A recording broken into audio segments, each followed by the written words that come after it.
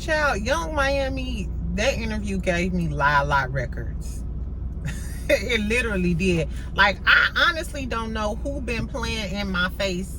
Who been playing in our face the most this week? What's up, friend?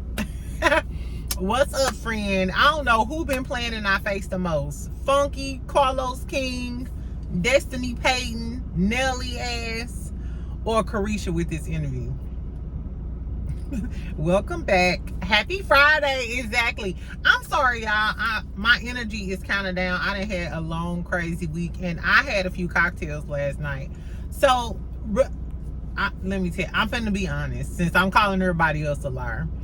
So, remember I told y'all to cut on y'all notifications, because, like, right after the Caresha interview, I was going, you know, come on here and talk some shit with y'all. Girl, when I tell you, I went to happy hour, I watched the interview, and I sat in the car before I went in the house and recorded the video. And when I listened to that video this morning, I deleted that shit. I was talking so much shit. I was talking too much shit even for me. I was just like, bitch, you need to have a seat and relax. Anyway, so today we gonna talk about Funky. So Funky responded to Armon. I know y'all didn't seen it all over the internet or whatever, which he said he wasn't gonna respond to him. That's what I said in my last video. But apparently when he went live, because the video, girl, Caresha Please was so boring. It was only like 30 minutes or an hour, but it was some tea that was spilled, but we gonna dissect it. Anyway, so after that, I went ahead and watched Funky because I was, you know, in the car talking shit anyway. So he addressed Armon. So we'll talk about that first. Y'all know I'll put the timestamps down in the comments. If you new here, make sure you subscribe. Make sure you like. I'm trying to get to 10,000 before I go on my vacation, girl. So I can turn up just a little bit more on the jet ski with some shots of reposado. Because I got 10,000 subscribers. Anyway, right, I'm speaking it into existence. So first we go talk about Funky or whatever. I'll let y'all know what I think about that. And it's probably the last time I'm going to talk about this shit because I'm sick of it. Because I feel like both of them playing in our face too.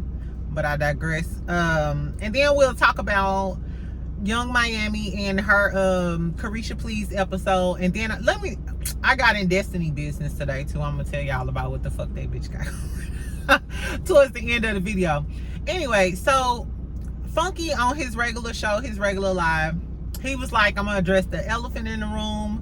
And basically Funky said, I said what the fuck I said.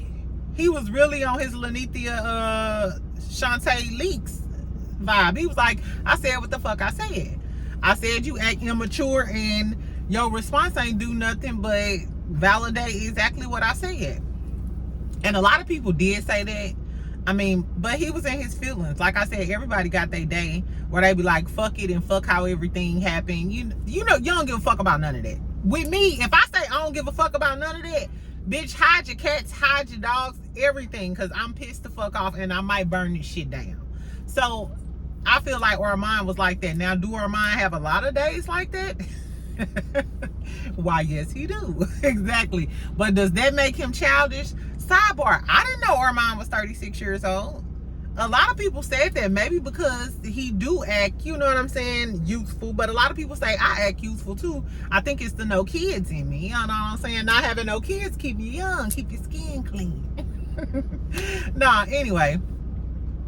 Funky also said, so he said, you know, you had an emotional response. He said that he used to respond that way, you know, back in the day, but he's more mature now.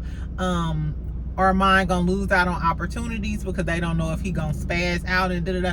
And that may be true, but maybe Armon don't give a fuck. I was thinking that too when Armon kept saying he don't need no mentors, he don't need nobody to help him, he don't da-da-da-da.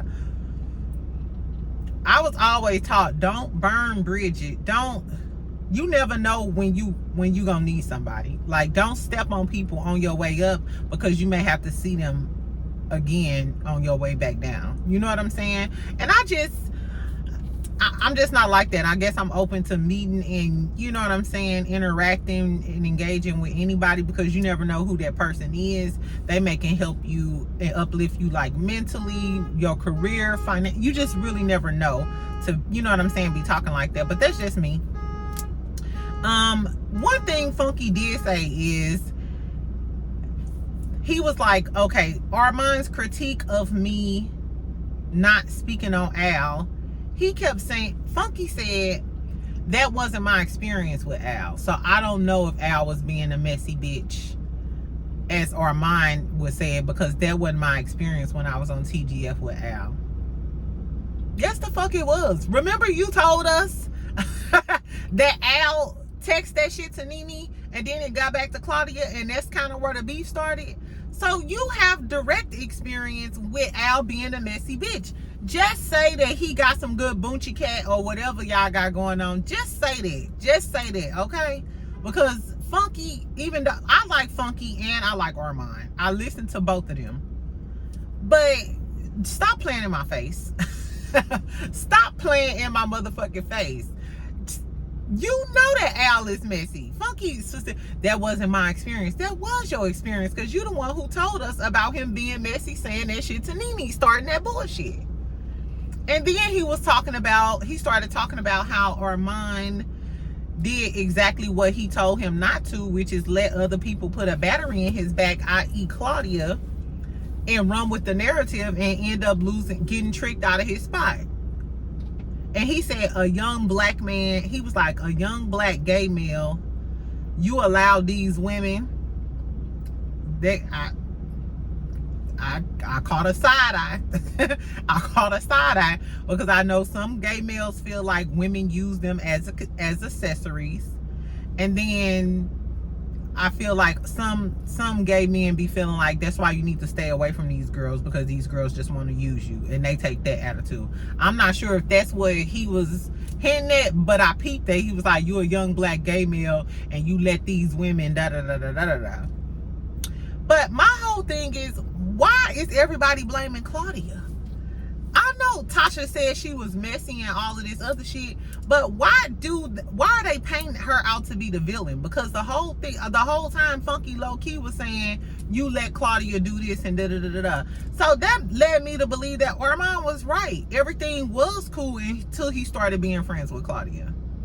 Everything was all good as long as he was team Al and Funky and was going against Claudia, and it wasn't until he started getting cool with Claudia then it became an issue. And why is Claudia the bad guy when Al was the one who sent that shit to Nene? Unless we missing a piece of the puzzle where Claudia did some shit to Al or did some shit to Funky, and in turn that caused the drama. Because the story that y'all feeding to the general public is that the beef allegedly started when he said that shit about Claudia to Nene. And even after the Claudia and Nene stuff, we saw from Armon Live with the text messages that Claudia was still being cordial to him after that happened, because he was talking to Claudia about getting Armon out there. So they apparently patched up their relationship after Al called her a fake bitch or whatever he said to Nene. And for those who watched my last video, remember I was like, Nene must have told Claudia. Claudia got on Armon Live and said that Nene screenshotted it, sent it to Al, which caused Al to just fess up and confess to her, hey, I said this shit. So Nene must have been like, you fake bitch, this the screenshot of the shit you said about Claudia. You better go tell Claudia before I do. Shout out to Miss Nene Licks, the ghetto girl. We is in the ghetto of TGIF. I thought we was through with TGIF, but apparently we not, because Carlos King ushered in this mess. Carlos King, you always ushering in some mess. Either it's on your podcast. We should have known his podcast was gonna be some mess, child. But whatever. So anyway, that's what Funky had to say. I just didn't understand why everybody keeps saying it's Claudia's fault, as if Al Reynolds did not start the mess off by talking shit behind her back to Nene. And meanwhile, I looked on Al page, girl. Al is in San Pedro, Belize somewhere, living his best life, jet skis, boats, and everything, while the internet is in shambles and the YouTube streets is in shambles, talking about some shit that he started. Ooh, y'all crazy. Anyway, so at the end, Funky was just like, I'm not gonna apologize for what the fuck I said. I'm sorry if I made you feel some type of way. Now, you know when a motherfucker tell you, I'm sorry if I made you feel some type of way, that's IE translation, bitch, I meant what the fuck I said, but if you felt some type of way about it, sorry, poo-poo. You want a Xanax? Lord, please be a Xanax, exactly. So, Funky said what the fuck he said. Then he's like, you know, once you get out your feelings, me and you can have lunch or something. Then, Funky shows a text message. Funky shows a text message that he sent to Armon that said, you know, after you calm down and get your feelings together or some shit like that. He posted it on his Instagram. After you he sent this text message to Armon. After you calm down and get your feelings together, we should meet up and talk. Armon responds back and was like, girl, I watched your video now and I'm laughing.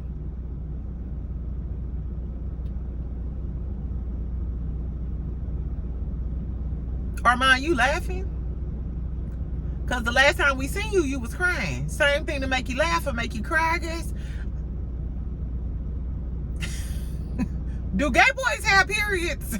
Are y'all hormonal like we are? Because the energy in that text message, and you know what, Funky's smart.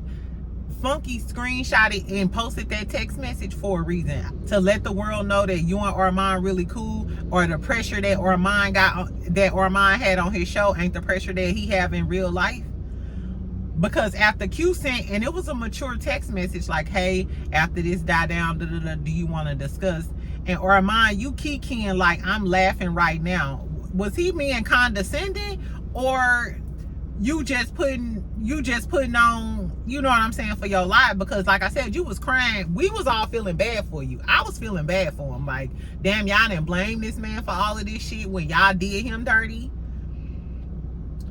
But if the next day you laughing at what Funky gotta say and it's all good, then it's giving messy, boys.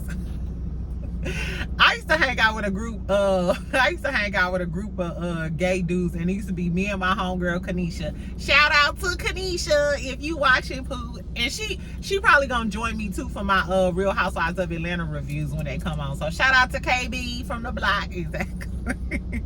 Anyway, so it used to be a group of gay boys, and it was just me and her in college. They used to hang with them or whatever. And stuff like this, maybe this shouldn't have got to the internet, because y'all go argue amongst yourselves and go in. But Armon's response was just like, I'm not wasting not a lick more of my breath on this shit. The boys is fighting, or was fighting, whatever y'all gonna do. TGIF cancel. I'm still gonna tune in to Armon and Funky and tell me who y'all think was wrong in the situation. To be continued. Funky's response and what you felt about it, and then Armon replying to that text message talking about some, I'm laughing.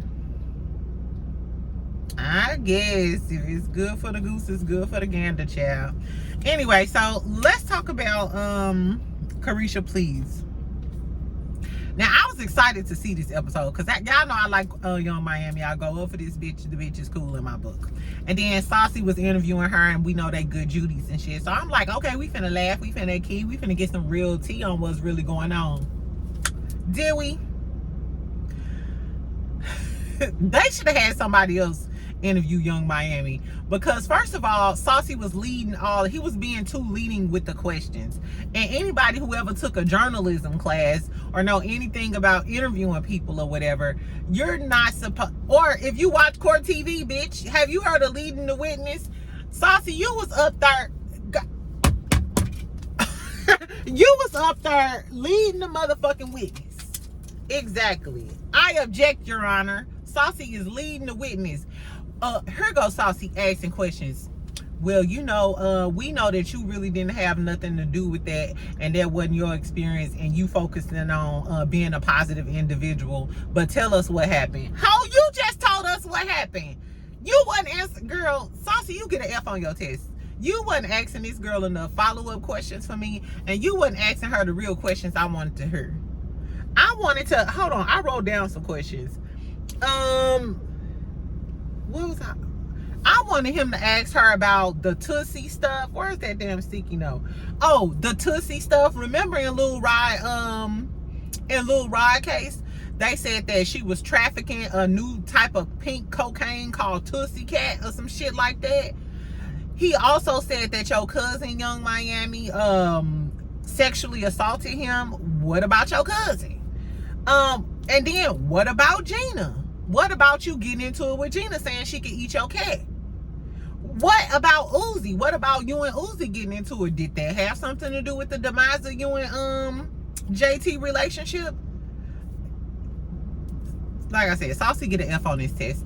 But he started out asking her about her mental health. She said sometimes she feel good, sometimes she feels sad like anybody. She immediately broke out crying, which kind of, that touched my little, you know, heart or whatever. Because, you know, I was talking all that shit. But no, when you ask somebody how they feel, have y'all ever asked somebody how they feel? Or if somebody asks you how you feeling or some shit and you just break down, it's like, oh, poo, you know what I'm saying? Like, you needed this. Like, you needed this today. You needed to get this out because you got so much balled up inside of you. And that's what it was giving, that Miami had like a lot of stuff still balled up inside of her or whatever. So as soon as her friend asked her that, I mean, I guess that's the reason why he should have been the one interviewing her. Maybe he just should have took some courses on how to interview first. But so she said that she, you know, cried a lot. Sometimes she real happy, sometimes she real sad. She said she felt like the world went against her, and nobody checked on her when, you know, all the shit went down. And it did seem like everybody turned on her. Definitely the internet, because they was going up for Caresha at first and using all Caresha slang. And then as soon as that shit happened, everybody was, you know, dogging her out for some reason. I don't know. But she said no one checked on her. And he should have asked her, like, are you talking about JT? Because JT said she checked on you. So Miami, you kept reiterating that. Who is the no one? Because you said Saucy been by your side since day one and you couldn't have got through it without Saucy. So who else? Are you talking about JT? I wish you would have asked her that. Like, don't be ambiguous if you trying to do a tell-all. If it's a tell-all, bitch, tell it all. Put a name on it. Put it on the flow. Anyway, so he immediately started asking her about Diddy. She said she got him popping. You know, she got people to drink DeLeon, which I used to like DeLeon. Saucy was like, girl, ain't nobody drink that shit. It do kind of taste like lighter fluid, but I liked it, I think, because of the bottle. Anyway, and she said he also elevated her, helped her get, you know, like the right team members in place and all that other stuff. And you can tell because Caresha, her fashion for one was elevated for sure.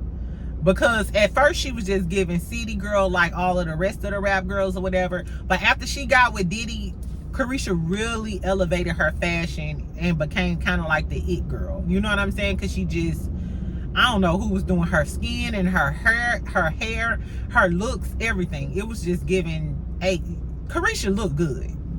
Let's not act like Caresha, she barely have a miss. Barely. I think she had on a few, maybe like one or two looks that I didn't like that I remember. But for the most part, Caresha kills it with the fashions.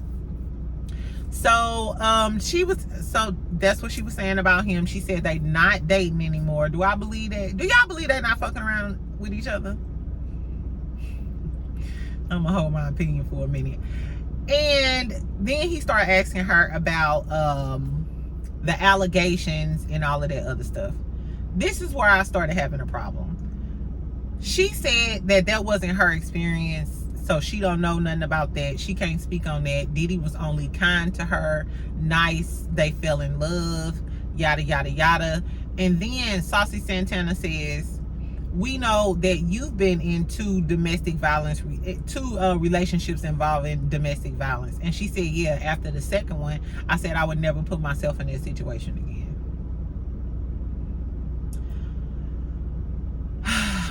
Bitch, y'all be playing in people's face. I'm sorry, y'all. It's the end of the week. I'm a little tired. And bitch, I am tired of you playing in our face. Saucy, this is when you should have chimed in and been like, okay, well, since you're a victim of domestic violence, it it didn't ring in your head, a light bulb didn't click when Gina said that shit about him on Tasha K? Or why didn't you issue an apology and say anything when you heard about the Cassie allegations? Or better yet, why was you still with him after you saw that video in 4K? So even if that wasn't your experience, you seen it just like we seen it. When it was on CNN, poo-poo, the way he was dragging that girl and doing her like that, men who will beat your ass like that, I'm sorry, I just don't believe they'll change. I really don't. Now, I've had some boyfriends where I heard they slapped their ex or some shit like that, but they knew that shit wasn't gonna fly over here, because I'm calling out everybody. We'll burn that motherfucking house to the ground. No. But I just, for her to have been in 2 domestic violence relationships, and you mean to tell me you didn't say shit? Why wasn't Cassie mentioned? They might have said Cassie. He could have said your exes. You still didn't say, you know, I don't know if this is true or not, but you know, you didn't say anything about Cassie. Nothing. Not even, hey, well, I'm a domestic abuse survivor myself, you know, my best of wishes to Cassie. You could have said something simple like that. Bitch, you ain't say shit. And she still didn't say shit in this interview. You still, after seeing that video, so you knew this girl went through all of this shit, and it's likely to believe that Gina, his other ex, the little Asian girl who did the interview with Tasha K, it's reasonable to believe that all of the shit she said about him kicking her in the stomach and shit is true. And you still didn't apologize. You still didn't say anything that'll make me think, hey, well, I'm a victim of domestic violence too. I couldn't imagine what Cassie went through. You know, I feel so bad. That was a bit much. And for her to be like, well, that wasn't my experience, she didn't know nothing about. What about the sex trafficking? What about the drugs he said you was smuggling? What about you being on cocaine, Caresha? If you do a few lines, apparently, I mean, Marcus Jordan do too. So, I mean, you in good company. And y'all know in Miami, they be like that. You know, Bobby Lights already said, he was like, bitch, I'll party. Jocelyn live in Miami. I used to live in Florida. And to my Florida girls, y'all ain't gonna like this, but they treat drugs like it's weed down there. They treat cocaine like it's weed. I'm trying to tell you. I done been to parties and they'll pull a plate out right there. Like, oh, okay. Oh, okay. Is this what's going on? But that's, I mean, to me, that's the environment. But nevertheless, I wanted to know about all of this stuff too. You know what I'm saying? And for her to act like she didn't know anything and Diddy is such a good man and da-da-da. No, they said he was a sexual predator. And what happened when you got into it with Gina on the internet and you told her that you could have Diddy make her eat your box? That if he was such a good man and a regular man and you knew nothing of that, you would have never said that. Because a regular man, you not gonna say, oh, well, I'll make my man make you eat the coochie. Like, no. You must knew that Diddy had power over that girl like that. And he was a sexual deviant and he can make this bitch eat your coochie if he wanted to. Or he probably told you, you know, I have her being a runner, having sex with whoever I want to. Like Cassie said he did her. So if you knew that, you knew all of this about him to tell this girl, I'll make him have you get on your knees and eat my cat. Then when Cassie came out with them allegations, it would have clicked like, oh yeah, this motherfucker really is like that. She probably not lying. This nigga probably is a freaky McNasty sexual predator, and on top of that, he's an abuser. So the fact that Caresha know that this man is a sexual predator and he's an abuser, because we seen it with our own eyes, it's not allegedly, and you still sat there and was like, well, my experience, he was a good man and da-da-da. I don't know. Which I didn't heard of people say, oh, well, I've dated people who people told me, oh, he ignorant, he da-da-da-da. And I'd be like, well, he wasn't ignorant to me. He wasn't nice to me, da-da-da. But if I seen him beating a girl ass in my face, he's no longer a good nigga to me. You know what I'm saying? Like, so I don't know. I thought that was real suspect of Caresha. It made me side-eye her and I fuck with Caresha, but whatever. So then she started talking about JT. She said that they'll always be sisters, but they not cool like they used to. Like, they don't call each other, they don't check on it. It's giving we still cordial, but we really don't fuck with each other like that. And she was saying how people used her downfall as like an aha moment. Like, aha, you thought you was up and now look at you. And I think she was talking about JT. That's what it was giving. She said that basically they'll never be cool after that internet shit. And this is where I was feeling her because I'm the same way. Once you take some shit to the internet or let outside people know shit with me, it's over. It's over. Because I'm real private, I'm really loyal, and I'm really territorial. I'm real territorial. And I'm private too. I talk a lot, but I don't say too much. Exactly. So if me and you got an issue, it better stay in between me and you. Even if we don't fuck with each other, it's gonna stay between me and you. Like, yeah, no. As soon as you go to the internet and say anything about me, it's over. Because that means I can't trust you. And what if I become the president of the United States one day, ho? You might write a tell-all book about me. Sitting up with Gail and shit. No. So I was with Caresha on that. I wouldn't fuck with JT again either if you went to the internet. And JT was the first one to go to the internet with that shit. And she was like, it was giving, you wanted people to pick a side. And I think that's exactly what it was giving. And now the internet is on JT's side, you know, geeking up JT. Even the comments after the interview, a lot of people was like, nah, Caresha thought she was up and now JT up and da-da-da-da-da. And she thought she had Diddy. So when she had Diddy, she thought she ain't need JT no more. I don't know what the fuck y'all be talking about. She specifically said she started working on her brand because the City Girls wasn't making no money. So they wasn't doing, she was like, they wasn't making music. They wasn't doing tours and shit like that. JT was with Uzi way before Miami was with Diddy. So it was given JT didn't want to work because JT had Uzi. She was already living lavishly with her millionaire boyfriend. Uzi ain't got as much money as Diddy, but he got enough for her to feel like, bitch, I ain't gotta work if I don't want to, because my man is a millionaire.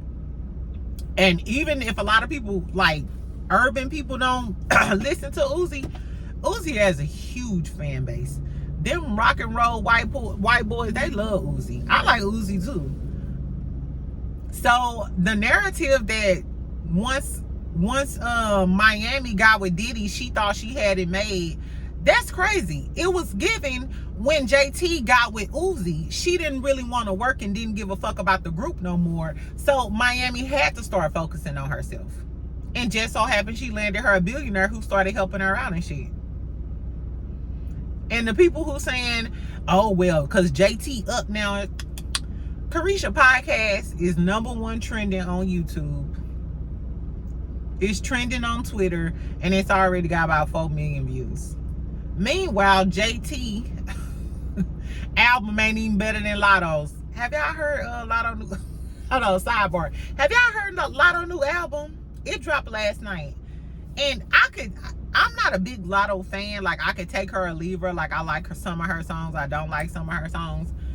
But let your best friend from St. Louis tell you something. Bitch, the album is good. It's better than Meg album. It's better than Ice Spice album. It's better than JT album. Hands down, it's better than JT album. I was listening to that shit this morning on my way to work and all during my little morning meeting.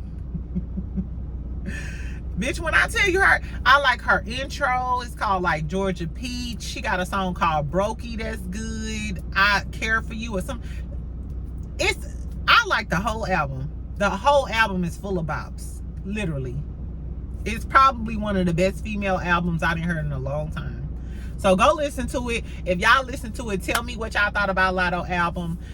So as far as back to what I was saying about JT, I just feel like JT was the fake one out of the situation. Because whenever y'all get through, JT probably is the better rapper. But Caresha, when we first got introduced to them on Twerk and Drake's album, JT was in jail. Caresha was the one screaming free JT. Caresha was the one performing everywhere. Caresha was the one twerking with Cardi B, making them famous. We didn't know who JT was till like a year or two after that. So for her to get out and then get with Uzi, don't focus on the music, and then turn the public against her, with the little, you know, internet beef or whatever, she already knew people was talking shit about her because of the Diddy shit. Whether she was lying or not, that was supposed to be your sister, and she held you down while you was in jail. And she's the reason why when you got out, you was rich and famous. Because when you went in, you wasn't rich and famous. You was stealing Prada bags out of the Galleria. But I guess. Anyway, so she said she ain't fuck with her because of that internet shit. He also asked her why she ain't take up for JT when JT was getting into it with Cardi B on the internet. And Caresha was like, I got left off bad and bougie. Talking about Super Freaky Girl, because I was arguing about Super Freaky Girl. So Miami was like, I got left off bad and bougie. I wasn't even on the song. She said JT didn't even tell her that she was on the song. Nothing. That the song was about to drop, she didn't. So if that's supposed to be your sister, why wouldn't you tell her that you got a song coming out with a bitch who was just shading her? Because remember, before Super Freaky Girl came out, Nicki Minaj was shading Caresha, remember? And she was telling Diddy to come get her. Yeah, look it up, bitch. So how is JT a good friend when this girl that you cool with, who was just shading me on the motherfucking internet, you got a song with her, bitch, and you ain't even gonna tell me? Like, girl, ooh, I know you feel some type of way about Nicki, but bitch, I didn't hop on a remix because I need this, you know, I need this little look. JT not my type of bitch. I'm sorry. Tell me what y'all think. Who is the best city girl? Who was wrong in the situation? Tell me what y'all thought about the interview, and tell me, do y'all believe the shit that she said about Diddy? I don't think they broke up. First of all, Diddy is a Scorpio. And his track record with women, it'd be hard for women to get away from him. And Aquarius clingy too. It's giving you still with Diddy, and Diddy gave you some PR and some verbiage to say to convince the world that, oh, my experience with Diddy is that he's a great guy, no drugs, no sex trafficking, no abuse. Bitch, blink if you safe. Blink if you safe, Caresha. Exactly, because it's giving you finna go to the port of Miami and hop on Diddy yacht and tell him about the performance that you gave on this podcast. Anyway, the only thing I believe was the shit about JT. That's the only thing I really believe. Exactly, because at the time JT was with Uzi and Miami was still with her baby daddy, which he got a little money, but he, you know, yeah, I know he got them tats. What, I forgot what the fuck his name was, but he ignorant. Anyway, so that's what I thought about the interview. If y'all haven't watched my Love and Marriage Detroit video, that video, y'all are really not here for Love and Marriage Detroit. I'm gonna still watch it because, like I said, I think it's gonna be good, and I like the new couples. But speaking of that, I wanted to say I forgot Destiny was from Detroit. They need to ship Destiny to Detroit. At least it'll be a familiar face on Detroit. The people who like Destiny, the Destinators or whatever the fuck, they can go to Detroit with Destiny, and then she can shake up their cast or steal somebody's husband or whatever. Steal somebody's son, because you know she like to fuck with people's son. Shout out to Jalen and Lance. Anyway, so I went on her page today, girl, and you know the little body mist that I tried to order but never received and had to dispute the charge? Which in all realness, I don't even know if the order went through. Because like I said, I never received the order confirmation. When I went to her website to try to look it up, I could never find it. But what I do know is that the charge went through on my card. That's what the fuck I do know. Anyway, so apparently she's having a launch release. She's having a release party for her body mist, her candles, and her home fragrances. So I'm not sure if this is a remix or something, because this was already out and she just remixing it and having an event. But she posted on her story that the event will be filmed, so we'll see this event on the show coming up.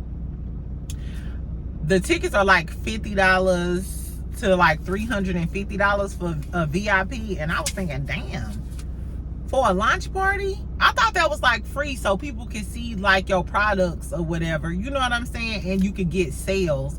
But I guess since it's, you know, a upscale event or whatever, that's why she charging. But one thing that I noticed was The event is on August the 18th. This is the first time she didn't posted about it. And it say refunds within 7 days. Bitch, it's 7 days from the event. so I literally, if I bought a ticket, I only got about 24 hours at the most before I could get a motherfucking refund. Girl, I guess. But we'll see how the event turns out. One thing I can say is Destiny, she posted like some new pictures, I guess, for the event. And that girl is pretty. She pretty dumb, but she's still pretty.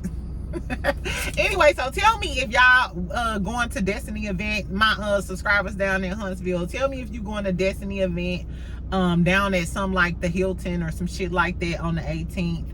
Tell me if y'all are out here buying her candles and her body mist and her home spray, girl, and body butter. The girls in Huntsville love them some body scrub, body wax, body butter. I know the ones I got smell hella good, but I digress. So tell me if y'all done bought her stuff, how it is. Should I try to order it for one more time? One more time, should I try to order this shit? I don't know. Anyway, y'all have a happy Friday. I'm gonna watch the Braxtons tonight. So I probably will post something tomorrow, depending on what I have going on. It is Freaky Friday. It is Freaky Friday. I might do something strange, girl. I'm just playing. But tomorrow, I'm gonna watch the Braxtons. If it's any good, then I'll come to y'all and give y'all a little video. I do have another shine haul that I'm gonna do, and I think I want to do it in portrait. So I might, like I said, I might just post it to my my shorts, or I don't know. I gotta figure it out or whatever, so I can make it just a little bit better. So bear with me while I get these little dress hauls, and I got a few sets too. So bear with me while I get it together so I can get my fashion. So I can get my fashions together. Okay, girl.